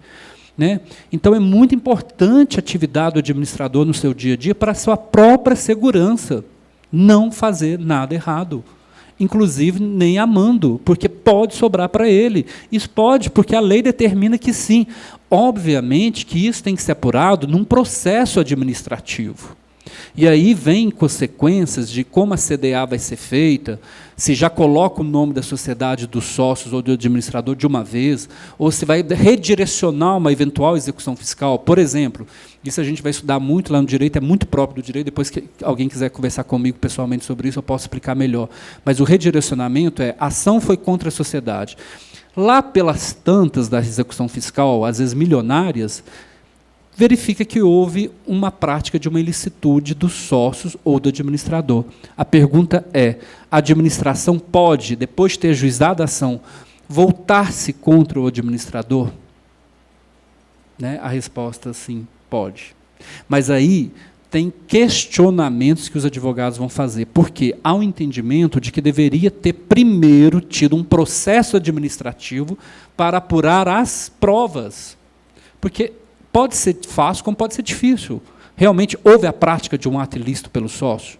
Houve a prática de um ato ilícito pelo administrador? Foi o administrador que fez? Porque, gente, se for o administrador que fez a prática do ato doloso, a sociedade ela fica excluída da responsabilidade daquele tributo que originou em decorrência da sua prática ilícita. Né? A sociedade vira e fala assim, não, fazenda não cobra de mim, não, cobra dele. Porque ele praticou um ato ilícito, o administrador que era da nossa confiança. Então, a responsabilidade é muito grande, tributária, né? Muito grande. Ok, gente, passei dessa... Daqui nós já estamos caminhando para o final, mas nós ainda vamos ver um pouquinho aqui da responsabilidade trabalhista, que, nesse caso, ela não atribui responsabilidade ao administrador. A trabalhista, para o direito do trabalho, que já é, então, a quarta que nós estamos vendo, e agora mesmo nós vamos ver a responsabilidade penal, e aí a nossa última. Na responsabilidade trabalhista, para o direito do trabalho, os sócios responderão pelas dívidas trabalhistas, caso a empresa não tenha condições de adimplir a dívida. Gente, no direito do trabalho, é o direito mais anômalo que nós temos no direito brasileiro. O que é isso? Os outros direitos, vocês viram? Tem que provar isso, tem que provar aquilo, tem que ter prática de ato doloso, tem que ter esse documento. Aqui, nesse universo, não. Tem nada disso. Nesse universo, é simples como eu vou falar. A empresa tem dinheiro para pagar a dívida trabalhista do empregado? A resposta é sim, então a empresa paga. A resposta é não, os sócios pagam. É desse jeito. Desse jeito que eu estou falando mesmo. Não existe desconsideração da pessoa jurídica aqui no direito trabalhista, porque o direito do trabalho entende que o não pagamento da dívida trabalhista já é ilícito. Só não pagar. Só a condenação trabalhista já justifica a desconsideração da personalidade jurídica. Então, a gente que vê os processos no direito do trabalho é desse jeito mesmo, assim, ó, tenta cobrar da empresa. Ajuizou contra a empresa, ajuizou contra o sócio, essa discussão acadêmica que vocês devem estar vendo lá no direito do trabalho com o professor Eduardo, né, que hoje deixou vocês virem para cá a meu pedido, e eu gosto muito dele, tenho maior consideração pelo professor Eduardo, e agradeço muito por isso. No direito do trabalho, é assim que funciona. Entrou com a ação contra a empresa ou contra o sócio, tanto faz. O redirecionamento contra o sócio é uma baboseira. É da seguinte maneira: a empresa pagou? Não. Tentou arrecadar da empresa, não conseguiu? Numa petição simples, se faz um pedido, então, para que tente-se cobrar dos sócios. E aí é uma baderna, gente, porque aí vai em cima do imposto de renda, vai nas contas bancárias, vai nos carros, nos automóveis, vai no patrimônio, nos imóveis, tenta-se de tudo, igual o direito tributário, igual o direito civil, a mesma coisa, só que aqui é um pouquinho mais fácil, porque o juiz faz isso da cadeira dele. Hoje é desse jeito, gente, com essa internet aí, na questão tributária, e na questão trabalhista e não pagamento de dívida no Brasil vai ficar assim, uma coisa mais fácil do mundo. Para vocês terem uma ideia, para quem ainda não sabe, no direito do trabalho, o juiz ele bloqueia a conta corrente da pessoa da mesa dele. Não existe mais mandar para o Banco Central para ver se a pessoa tem conta. Não existe mais isso, não. Ele já bloqueia lá direto. Ele já manda ali do computador dele e é imediato. É a coisa mais rápida que tem. Com um detalhe que a gente tem visto muito: o único patrimônio da pessoa, o direito do trabalho tem entendido que não pode ser penhorado. Direito tributário também, direito civil também. Mas eu estou falando aqui porque esse aqui tudo pode muito mais do que os outros. Realmente, um único patrimônio, a única propriedade da pessoa, se ela gerou dívida trabalhista, o entendimento do Poder Judiciário tem sido no sentido de que não pode haver a penhora, a chamada Lei Sarney, que ainda está em vigor. Não pode. O único imóvel, não. Fora isso, os sócios pagam imediatamente. É muito rápido rápido e rasteiro, porque o pagamento aqui é rápido. O administrador não responde pelas dívidas tributárias trabalhistas da empresa. O administrador fez lá assédio moral contra os empregados, gerou dívidas trabalhistas, o administrador mandou o empregado embora por justa causa de forma indevida, sem ter uma assessoria jurídica, que é muito importante no Brasil, e os empresários aqui demoram a descobrir isso, procura advogado muito depois que o corpo já entornou, e é muito mais caro, inclusive, poderia ter procurado antes. O Brasil, nós não temos essa cultura de procurar o advogado antes e durante, né? E muitas vezes procura depois, e depois já é com a ação pronta, né? Poderia ter procurado antes para receber todas as orientações dos advogados, que é de suma importância para a atividade profissional, de suma importância. Lá no CRA eu vejo quase toda segunda-feira, eu estou lá com meus pareceres jurídicos. Pode, não pode, porque pode, da forma como pode, né? Então é isso mesmo. Gente, o administrador não paga as dívidas da empresa, a não ser em caso muito esporádico da legislação, que a gente praticamente não encontra. Quem responde são os sócios. Mas aí sobra para o administrador, sim, porque, olha aqui, ação de regresso. Se o administrador cometeu uma ilicitude contra um funcionário, ou um chefe, por exemplo, e aí os chefes são danados, porque às vezes a empresa fala assim, mas foi o chefe que praticou. Chefe é uma coisa para ser olhado diariamente, porque às vezes o chefe faz, o dono não sabe. Mas o dono responde, o proprietário da empresa responde, porque a empresa responde. A justiça não está nem aí, fala assim, meu filho, culpa em ligendo.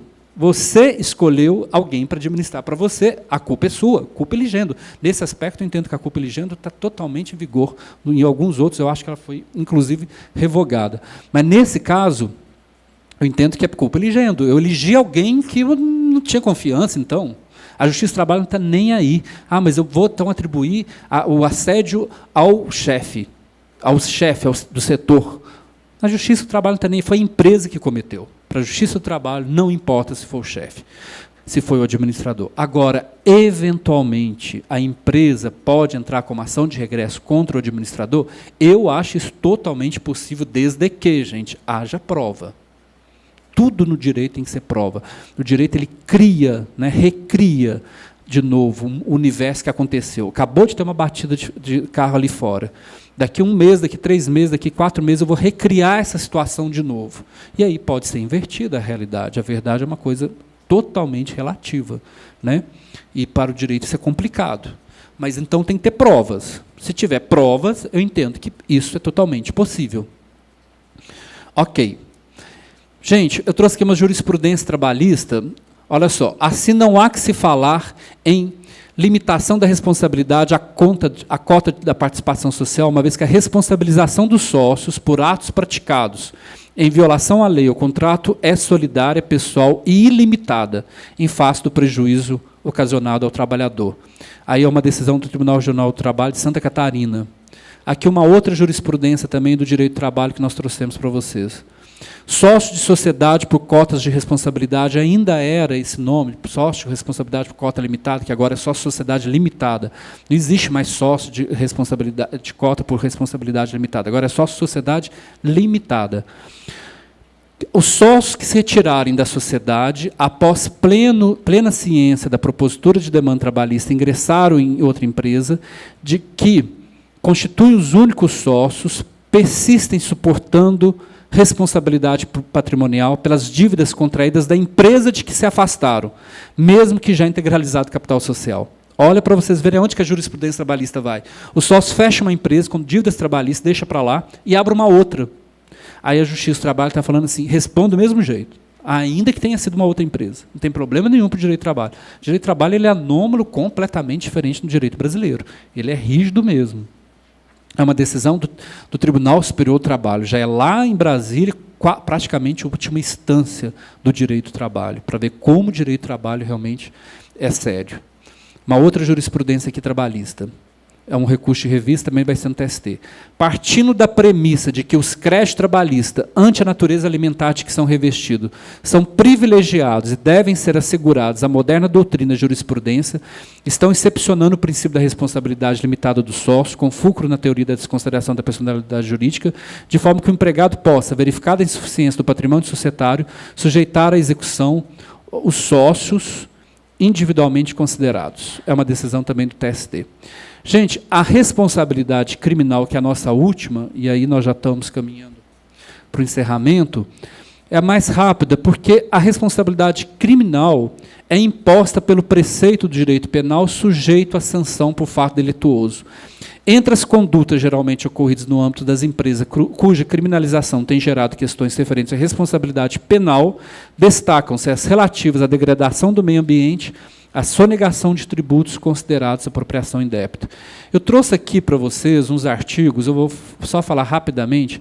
Falsificar documento particular, gente, é crime, não pode, reclusão de 1 a 5 anos. Né? Isso é atinente à atividade do administrador. Supressão de documentos, destruir, suprimir, ocultar em benefício próprio ou de outrem, é também crime, reclusão de 2 anos a 6 anos. É também crime fazer isso. Olha no direito penal, outro crime. Estelionato, obter para si ou para outrem vantagem lícita em prejuízo alheio, induzindo ou mantendo alguém em erro mediante artifício, ardil ou qualquer outro meio fraudulento, também constitui crime, reclusão de 1 a 4 anos e multa. A legislação penal, criminalista, ela é muito árdua, né, muito séria. Outro aqui. Exercício legal da profissão.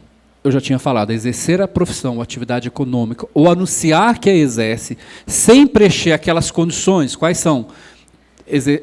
Ter habilitação profissional de acordo com as normas do MEC e ter o registro no conselho, aí que está. Né?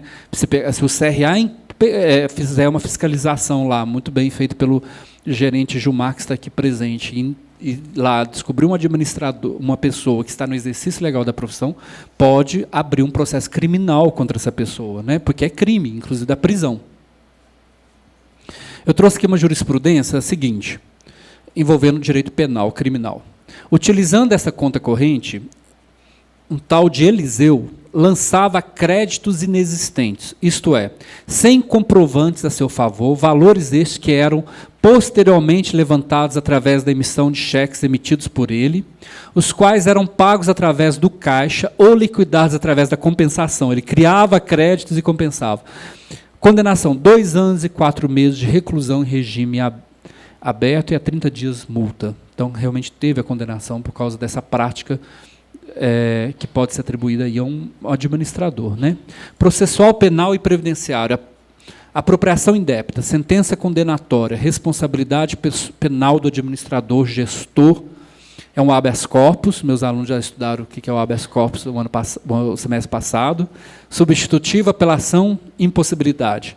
Sentença condenatória que responsabilizou penalmente o paciente, administrador, com poderes da gestão da empresa, por incurso no artigo 55 da Lei 7.492 de 96, cumulado com o artigo 71 caput do Código Penal, diante da ausência do recolhimento das contribuições previdenciárias. A pessoa foi presa por causa de não ter recolhido as contribuições previdenciárias. O administrador é uma responsabilidade criminal. O Tribunal Regional Federal da 2ª Região, habeas corpus. Bom, então aqui nós estamos caminhando para o final. Eu fiz um resumo aqui das responsabilidades, enfim, do administrador. Então vamos ver aqui. Responder perante terceiros, pelos atos que praticar, antes de requerer a verbação do mandato, pessoal e solidariamente com a sociedade. Nesse caso, o administrador pode responder pessoal e junto com a empresa, antes de requerer essa verbação. Responder de modo pessoal, solidário perante a sociedade e os terceiros prejudicados por culpa do desempenho de suas funções, se agir contra a lei, contra o estatuto e contra o contrato social. A lei definiu o que é a responsabilidade nesse caso. E no direito tributário, desde que haja a presença do dolo, né, o resultado, você quis praticar com dolo. Também tem aqui, a restituir créditos ou bens sociais que, sem consentimento escrito dos sócios, tiver aplicado em proveito próprio ou de terceiros. A pagar com todos os lucros cessantes aquilo que a pessoa deixou de lucrar e o total dos prejuízos causados, o equivalente aos créditos de bens sociais aplicados em proveito próprio de terceiros, quando não restituídos à sociedade. Então, é uma responsabilidade também. E aqui, gente, para que o administrador, então, possa ter sucesso, ficar tranquilo, e principalmente na pior questão que tem, que é a tributária. Gente, os tributos são caríssimos. Eu sou professor de Direito Tributário em Anhanguera Educacional, e realmente cada dia me assusto mais com a quantidade de tributos que tem, com as multas tributárias, muitas delas 150%, é o caso de imposto de renda, você já deve 10 mil, do outro dia você já deve 20 mil, além de outras e outras multas, juros, correção monetária, que se torna astronômico. E para que o administrador possa, enfim, ganhar até um beijo do leão, do fisco, né? Para que ele possa ficar mais tranquilo, e para que deixe o leão, né, o tributo, deixa lá o fisco dormindo em berços esplêndidos, ficar bem tranquilinho, e para que ele também possa dormir, eu trouxe aqui, então, algumas considerações, alguns conselhos, para que ele possa ficar, então, bem feliz, né? E quais são, então, essas orientações? Deve cumprir as leis, observar o ordenamento jurídico brasileiro totalmente, né? São várias leis, e vem muitas vezes a pergunta, mas como que o administrador vai ter que cumprir o Código Civil, Código Comercial, Código Tributário, Código de Defesa do Consumidor? Como que eu faço isso? Gente, inclusive, contrate um bom advogado, uma boa assessoria jurídica, obviamente, porque o administrador não sabe de todas as leis, mas nós, advogados, estamos aqui para servi-los, né? Assim, trabalhe com o advogado, com um bom contador e com um excelente administrador que tenha conhecimento do que está fazendo e da seriedade, não só do seu trabalho para si, como para o outro e para o Brasil. A função do administrador é importante para que esse país possa evoluir, né? Como aconteceu com os Estados Unidos, bons administradores gerindo e fazendo gerir, então, a roda da evolução socioeconômica desse país. Nós precisamos de excelentes administradores para isso. Evitar a confusão patrimonial, né? Não confundir o seu patrimônio com o da sociedade. O administrador deve evitar isso, o sócio administrador também, todos os sócios. Evitar desvio de finalidade do contrato social, do estatuto. O estatuto estabelece uma coisa, o contrato estabelece uma coisa, siga aquilo. Não faça nada além disso.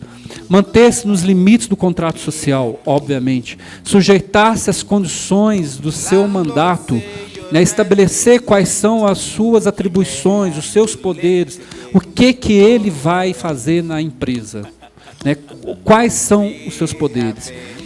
Limitar, colocar limite, ou se não colocar de forma geral e saber que vai se responsabilizar por toda a sociedade.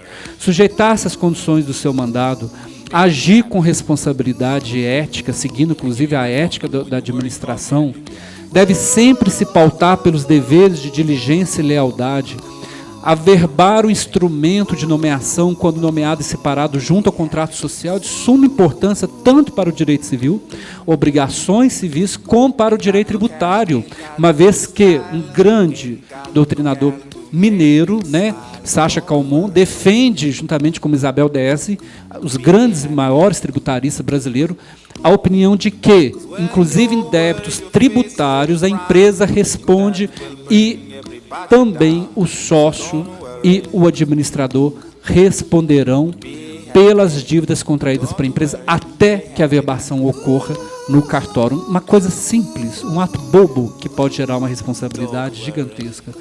Prestar aos sócios contas justificadas de sua administração e apresentar o inventário, o balancete, o resultado econômico, isso é de suma importância. Qual que é o balanço dessa empresa, quais são os resultados, mostrar de forma clara, transparente, como as técnicas da administração determina, né, os administradores estudam para isso, sabem muito bem fazer isso e devem estudar para poder fazer, né? Obviamente. E aí, gente, para já encerrar, eu penso que para que as pessoas possam viver em sociedade, para que nós possamos todos viver muito bem, para que a gente possa contar com administradores eficazes, para que a gente possa fazer com que essa economia brasileira cresça muito mais. Afinal de contas, como eu coloquei, o administrador ele é essencial para a evolução da sociedade brasileira. Esse dia para trás eu fiz um parecer lá no CRA, os conselheiros estão aqui, e eu coloquei se alguns conselhos estão ligados à vida propriamente dita, como acontece com o Conselho de Medicina, de Farmácia, eles lidam com a vida das pessoas, né, propriamente dita, entre viver e morrer mesmo. O Conselho de Administração tem uma função tão maior, no sentido de que ela lida com as pessoas, com a sociedade, com a economia. Ela é a profissão do administrador que faz com que as empresas possam gerar empregos e para que as famílias possam viver dos seus empregos. Então, a função do administrador é maravilhosa e é por ela que muitas vezes a sociedade realmente vai crescer e vai produzir e vai melhorar e se tornar um Brasil muito melhor que é um Brasil que todos nós esperamos, né? Então, o estudo da administração, o trabalho do administrador é fundamental para a nossa sociedade. Excelentes administradores realmente podem fazer com que a sociedade evolua muito mais e a gente espera isso. Mas para que a gente possa viver, então, em sociedade, e isso eu aprendi da minha família, e minha mãe está aqui para poder não dizer o contrário, nós devemos mesmo viver igual os conceitos, os princípios, os conselhos do Jurisconsulto Romano Domício Piano, no sentido de que devemos viver de forma honesta, devemos não lesar ninguém, devemos dar a cada um o que é seu.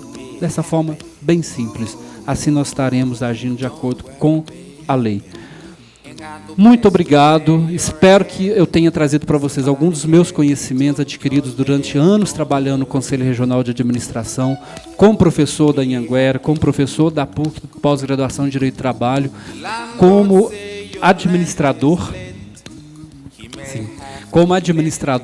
com os administradores, aprendendo todos os dias com eles, né, com o direito que me ensina todos os dias a ser uma pessoa melhor. Eu agradeço muito a presença de vocês, quero fazer 2 agradecimentos aqui especiais. À fiscalização e ao pessoal da fiscalização, né, porque eles trabalham arduamente para que isso aconteça, para que a sociedade possa, então, ter administradores e administradores exercendo de forma séria, de acordo com tudo isso que nós passamos aqui. Quero também fazer um agradecimento especial ao meu estagiário Álvaro, que me ajudou, coitado. Às vezes eu imagino o que ele passou para a minha exigência para fazer esse data show aparecer do jeito que está. Eu até ia falar assim no início da apresentação. Se tivesse algum erro, vocês xingam ele, porque não fui eu que fiz. Mas, como? A conselheira Célia falou que vai contratá-lo. O Álvaro me ajudou realmente a fazer todas essas transparências, ele sabe muito bem o que ele passou, porque toda hora eu estava lá, isso não está bom, vamos mudar, vamos colocar, para que a gente pudesse trazer a vocês, esse é o nosso objetivo maior, informações da administração, pelo Conselho Regional de Administração. Eu falo pelo Conselho Regional de Administração, tenho muito orgulho de ser um assessor jurídico do Conselho Regional de Administração e pretendo ficar lá, trabalhar com toda dignidade e com o meu saber, levando os meus conhecimentos e trazendo um pouco de segurança, então, para aquelas pessoas que esperam isso de mim.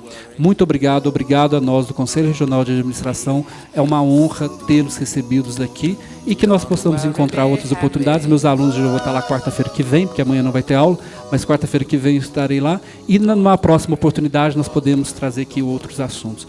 Obrigado a vocês, conselheiros, por me dedicar e confiar em mim, árdua tarefa que eu acho que eu desencumbi. Obrigado. Don't worry.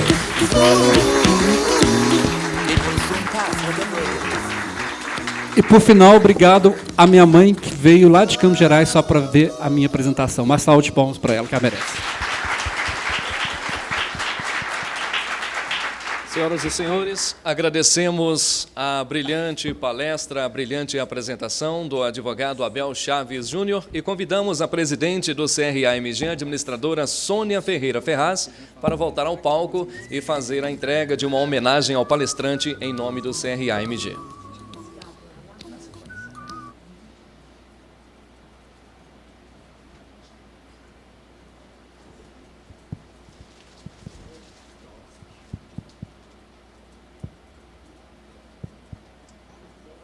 Gostaríamos de convidar também a senhora Marta Chaves, mãe do doutor Abel, para também receber uma homenagem. Por favor, venha até o palco. Em nome do CRA-MG, dona Marta, pelo filho que ela criou e educou da forma que ela educou. Muito obrigada.